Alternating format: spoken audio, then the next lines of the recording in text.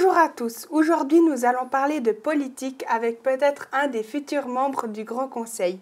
Après réflexion, nous avons décidé de mettre les jeunes au devant de la scène. En effet, pourquoi dans le système actuel, les jeunes ont-ils moins de place sur les listes? Pourquoi viennent-ils remplir les listes tout en n'étant que rarement en tête?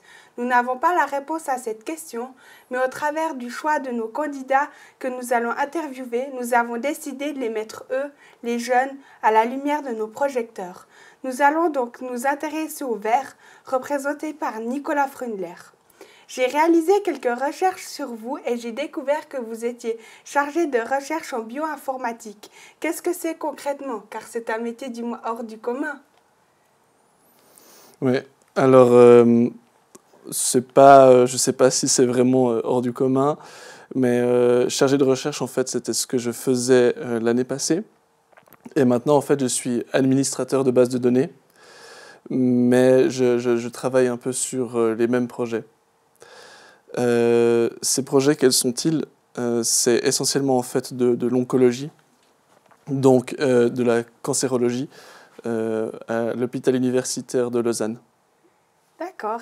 Et vous travaillez dans le milieu médical. En quoi ce métier pourrait-il vous aider dans une élection? Peut-être avec la crise du Covid, vous pourriez avoir un avantage pour mieux vendre votre candidature. Moi, je fais pas ce métier pour être élu. Mais ce qui est vrai, qui est intéressant, c'est que j'ai vu un peu tout ce qui s'est passé par rapport au Covid de manière plus proche, en fait. Je dirais quand même pas de l'intérieur, parce que je suis pas je fais pas partie du personnel soignant. Mais j'ai pu parler avec ces personnes peut-être de manière plus facilement que si j'étais complètement extérieur à ce milieu-là. Et du coup, c'était très intéressant de voir un peu à quel point les gens étaient engagés là-dedans et aussi quel défi ça représentait cette situation. Et j'ai vu sur votre profil Facebook, votre photo de profil, c'est un cliché de vous derrière le lac Léman. Pourquoi pas le lac Lucie, qui est un peu plus régional?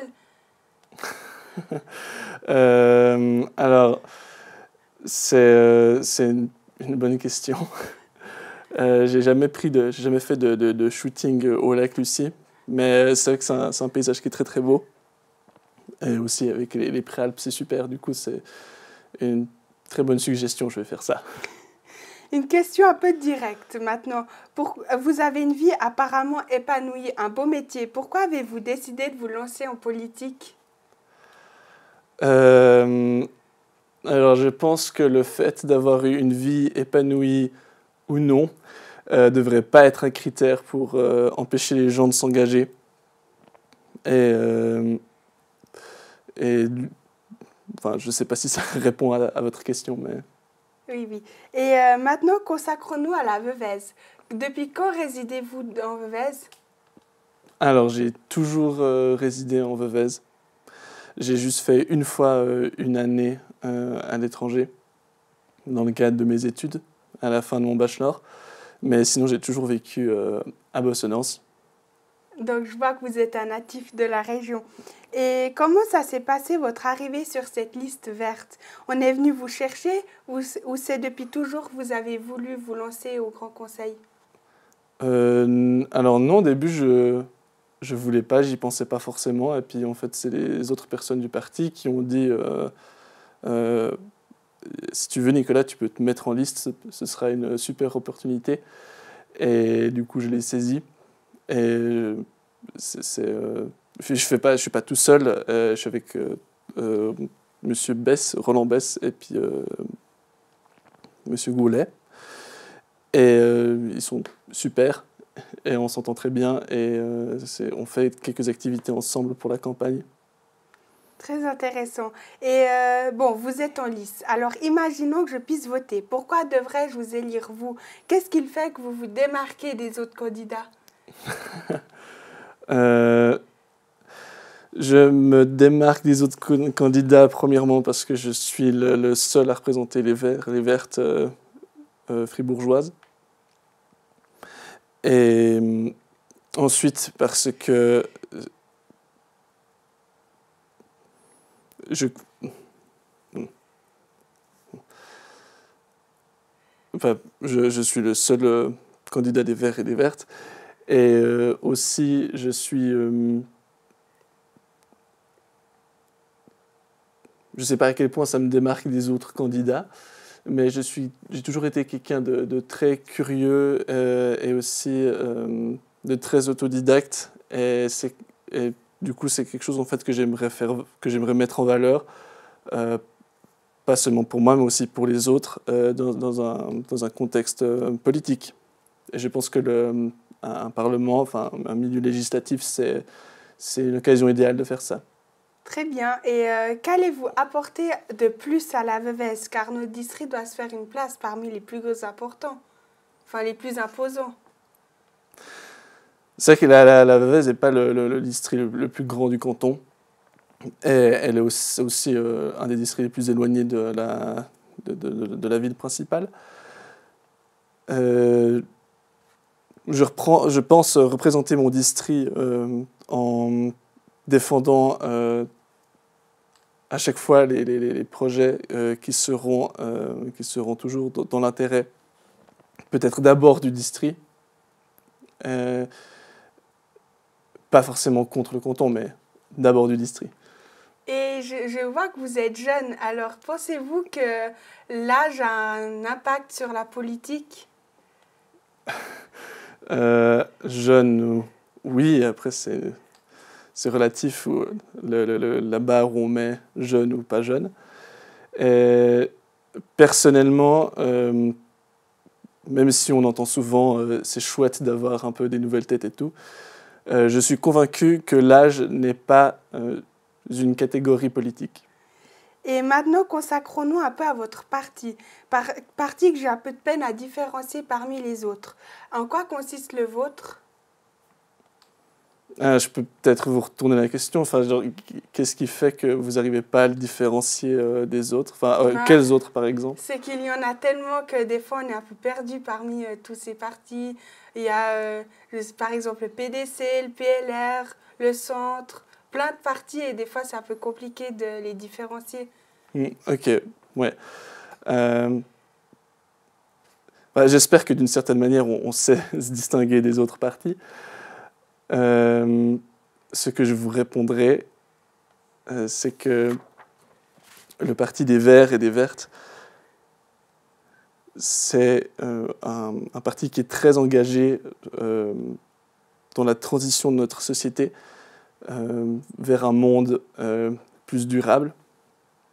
Qu'est-ce que ça veut dire? Ça veut dire en fait un monde où il y a moins de gaspillage énergétique, moins de pollution, une meilleure gestion des transports publics et de la distribution dans notre région. Et aussi, en même temps, on veut pas opposer, on veut faire en même temps avancer les causes plus sociales liées à l'égalité des individus et à la représentation des minorités. Et je me pose une question un peu compliquée. Arriverez-vous toujours à défendre les idées de votre parti tout en associant les besoins de notre Veuvez?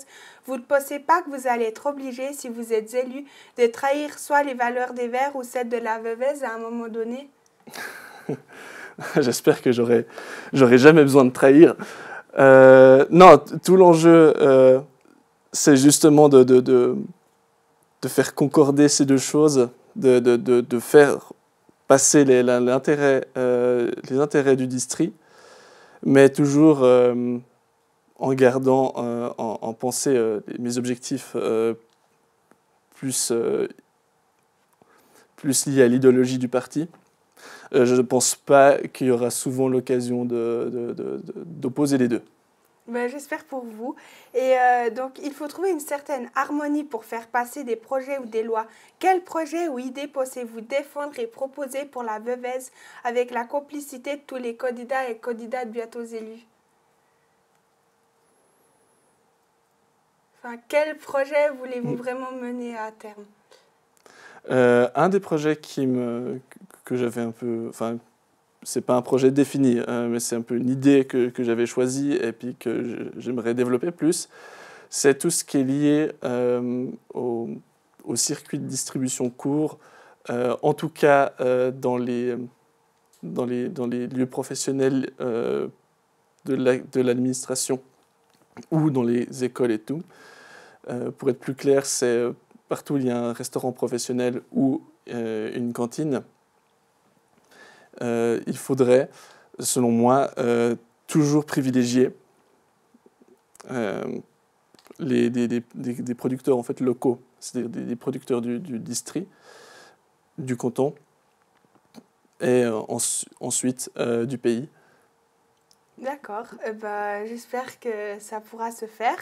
Et vous aviez parlé des transports publics. Et moi, je pense que notre région, elle est très belle, mais elle n'est pas forcément toujours aussi bien gâtée en comparaison avec les autres districts du territoire cantonal. L'exemple des transports publics donc, est pertinent pour moi. Personnellement, j'habite au Paco et je dois faire une vingtaine de minutes à pied pour arriver jusqu'à chez moi. Et le week-end et en soirée, c'est pas très bien desservi non plus. Et je parle des Paco, mais Le Flon, Saint-Martin, c'est guère mieux non plus. C'est guère mieux. Donc, si vous auriez le pouvoir de changer ça, je pense que de nombreuses voix viendraient vous soutenir. Et oui, pensez-vous que c'est quelque chose à développer ? Les transports publics, c'est un point qui est important à développer. C'est une conviction personnelle et c'est aussi quelque chose que nous avons dans le parti. Déjà, personnellement, je suis un grand usager des transports publics. C'est vrai que c'est très souvent, en général, c'est bien desservi. Mais par contre, dès qu'on va en périphérie ou dans les zones un peu rurales, on aimerait voir beaucoup plus voir beaucoup plus d'arrêts en termes donc, de stations et aussi en termes de fréquence de bus, de bus ou de train. Et votre observation, elle est selon moi fondée. Et oui, c'est quelque chose pour lequel je m'engagerai. Et est-ce que vous avez 3 projets, 3 idées que vous voulez défendre à l'hôtel de ville de Fribourg en plus de celles que vous venez d'énumérer ? Donc, outre le circuit de distribution et puis les transports publics. J'ai plein d'idées, mais après, je sais pas si c'est toujours dans la compétence du Grand Conseil ou bien si c'est des trucs plus généraux qui concerneraient le pays. Quelque chose que je voudrais mettre un peu à cœur, c'est le développement des activités sportives et culturelles qui ont une empreinte carbone très basse. Parce que souvent, on a dans nos hobbies ou bien dans notre pratique sportive, on fait plein d'activités qui sont parfois un peu polluantes ou bien qui sont énergétiquement très engageantes. Et j'aimerais beaucoup faire la promotion en fait, de celles qui le sont le moins. Parce qu'il y en a. Donc ça, c'est une première chose. Une deuxième chose, c'est j'aimerais ouvrir les gens un peu ça va un peu avec l'alimentation dont on a parlé avant. Mais j'aimerais un peu ouvrir les gens à une alimentation qui serait, on va dire, plus équilibrée, tout en étant plus basée sur des produits régionaux et saisonniers. Et souvent, en fait, on prend un des éléments séparément de l'autre. Et là, de nouveau, le défi, je sais que c'est un défi, ce serait d'arriver à faire tout ça en même temps. Merci beaucoup, Monsieur Frungler. Alors, nous arrivons à la fin de cette interview. Un petit mot à rajouter ? Pas spécialement, non. C'est juste vous remercier de m'avoir accueilli le temps de cette entrevue. Et j'ai eu beaucoup de plaisir. Et je vous souhaite une bonne soirée. Merci beaucoup. Le plaisir est partagé. Bonne soirée et bonne chance pour la suite. Merci. Well, now you know.